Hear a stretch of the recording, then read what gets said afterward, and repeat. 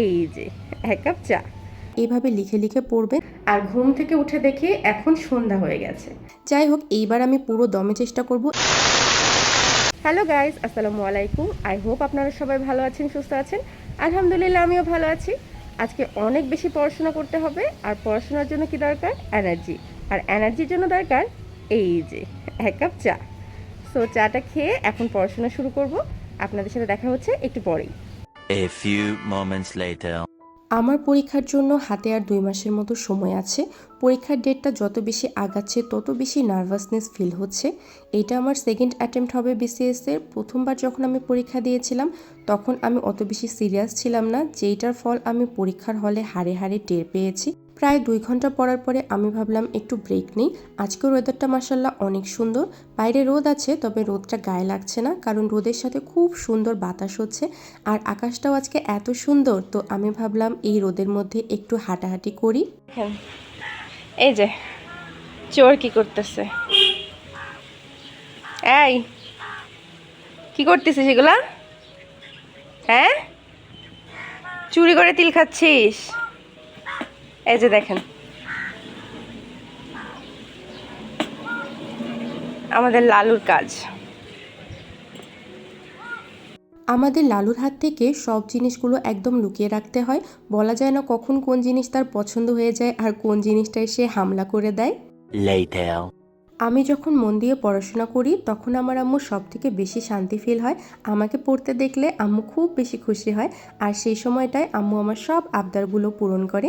এই যে আমি পড়াশোনা করছি, আম্মু দেখছে এত বেশি পরিশ্রম করছি, তো আম্মু আমার জন্য চা বানিয়ে দিল, যেইটা আমার সব থেকে বেশি দরকার ছিল এই সময়টায়। আসলে পড়তে পড়তে আমার একটু পরপরই চা খেতে হয়, তাহলে আমি একটু এনার্জি পাই। আমার আম্মু প্রথমে লিকারটাকে জাল করে এরপরে শেষে দুধ দিয়ে চাটা বানায়। আর এখানে যে সাদা চায়ের গ্লাসটা সেটাই হচ্ছে আমার। আমি চায়ের মধ্যে খুব বেশি সর খেতে পছন্দ করি, এই জন্য আম্মু আমার জন্য চা বানালে বেশি করে সর দিয়ে দেয়। আর জানালার পাশের এই জায়গাটা হচ্ছে আমার সব থেকে পছন্দের জায়গা। এখানে বসে পড়তে চা খেতে আমার খুব ভালো লাগে। এটা আমার favourite view. A few moments later. So hi guys, আমি গোসল টোসল করে এখন ফ্রেশ হয়ে পড়তে বসলাম। আর এখন আমি পড়ব বাংলা। বাংলার মধ্যে আমি এখন সন্ধি টপিকটা শুরু করব। এটা এর আগেও বেশ কয়েকবার পড়েছি, বাট ওই যে কিছু জিনিস কনফিউশন থাকে, সো ভালো মতো আবার পড়ব। আসলে এই জিনিসগুলো বারবার করে রিভাইজ করতে হয়, না হলে এগুলোর মধ্যে কনফিউশনটা থেকেই যায়। আর আমার একটা স্বভাব হচ্ছে আমি পড়ার সময় লিখে লিখে যদি পড়ি তাহলে আমার সেই জিনিসটা মনে থাকে, আর যদি আমি না লিখি তাহলে দেখা যায় ওই জিনিসগুলো আমার মাথা থেকে খুব তাড়াতাড়ি বের হয়ে যায়। সো আমি বেশিরভাগ টাইমেই ট্রাই করি যখন আমার হাতে টাইম থাকে একটু পড়াশোনা করার সাথে সাথে এটাকে লিখে রাখার। এভাবে করলে সুবিধা হয়। সো আমি সাজেস্ট করব যাদের এভাবে মনে রাখতে কষ্ট হয় তারা এভাবে লিখে লিখে পড়বেন, তাহলে জিনিসটা সহজ হবে। 1 hour later. বাংলা ব্যাকরণটা আমার কাছে মোটামুটি ইজি লাগে, বাট আমি তারপরেও ট্রাই করি বারবার রিভাইজ করার। অনেক সময় পরীক্ষায় দেখা যায় সহজ জিনিসগুলোই ভুল হয়ে যায়। সো আমি এখন লাঞ্চ করব, আর লাঞ্চ করার পরে আমি ম্যাথ শুরু করব। ম্যাথের জন্য আমাকে অনেক বেশি পরিশ্রম করতে হবে। এই একটা সাবজেক্টে আমি অনেক বেশি পিছিয়ে আছি। আসলে ম্যাথে আমার একটা লম্বা গ্যাপ আছে, সেইটা কভার করতে হবে, আর এই জন্য আমার অনেক বেশি টেনশনও হচ্ছে। সো আমি ঝটপট লাঞ্চটা করে কিছুক্ষণের একটা ব্রেক নিব, তারপরে হচ্ছে আমি ম্যাথ করা শুরু করব। আয়,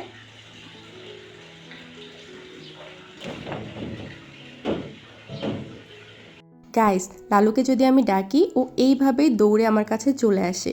ও বাড়িতে যেইখানেই থাকুক ওকে শুধু আমার একবার ডাকতে হবে, ও প্রথমে উত্তর দিবে, তারপরে আমি যদি দরজা খুলি একদম দৌড়ে চলে আসবে।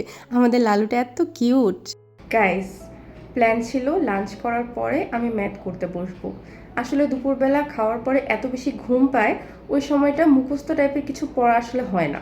তাই আমি ভেবেছিলাম যে ম্যাথ করব, বাট টেবিলে বসে আমার এত বেশি ঘুম পাচ্ছিল। আর আমি হচ্ছে গতকালকে অ্যালার্জির ওষুধ খেয়েছিলাম, সেইটার রিয়াকশান আমার আজকে হচ্ছে। সো কি আর করার, বসে তো থাকতে পারলামই না, তারপরে ঘুমালাম।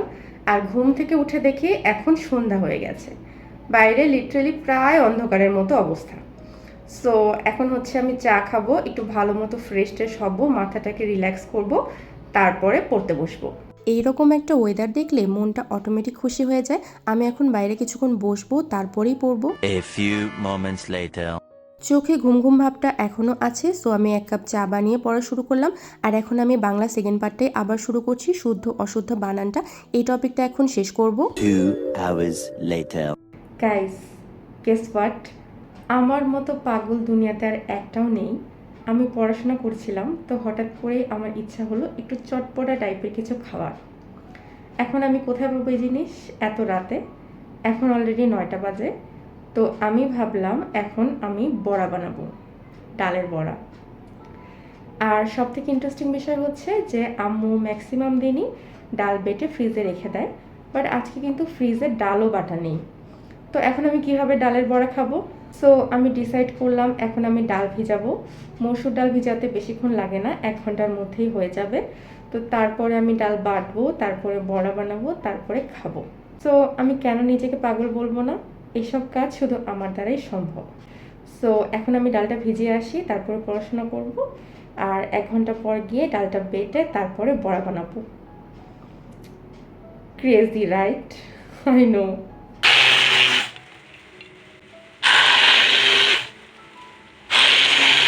গাইস, পছন্দের জিনিস খাওয়ার জন্য কতটা পরিশ্রম করলাম দেখলেন? এই এতটুকু পরিশ্রম যদি পড়াশোনার জন্যও লাগাতাম তাহলে হয়তো বা আমার বিসনেসটা হয়ে যেত। যাই হোক, এইবার আমি পুরো দমে চেষ্টা করব, ইনশাল্লাহ এইবার ভালো কিছুই হবে। সো এই যে আমার বড়া বানানো হয়ে গেছে, আর আজকে কিন্তু আমি অন্য দিনের থেকে কমই বানিয়েছি। আমি নর্মালি এর থেকেও বেশি খাই। সো এখন আর টাইম নষ্ট করব না, জাস্ট পড়বো। 2000 years later. আমার আজকের মতো পড়া শেষ, যতটুকু ঠিক করেছিলাম আজকে কমপ্লিট করব সেটা হয়ে গেছে। আর এখন আমার প্রচুর পরিমাণে ঘুম পাচ্ছে। আমি জানি না, ফোন যদি দেখি তাহলে ঘুম আসে না, বাট বই হাতে নিলে কি এমন শক্তি আছে বইয়ের মধ্যে যে এত পরিমাণে ঘুম পায়। আমি আর চোখ খুলে রাখতে পারছি না। সো আজকের ব্লগটা আমি এখানেই শেষ করছি। সবাই ভালো থাকবেন, সুস্থ থাকবেন। আল্লাহ হাফেজ।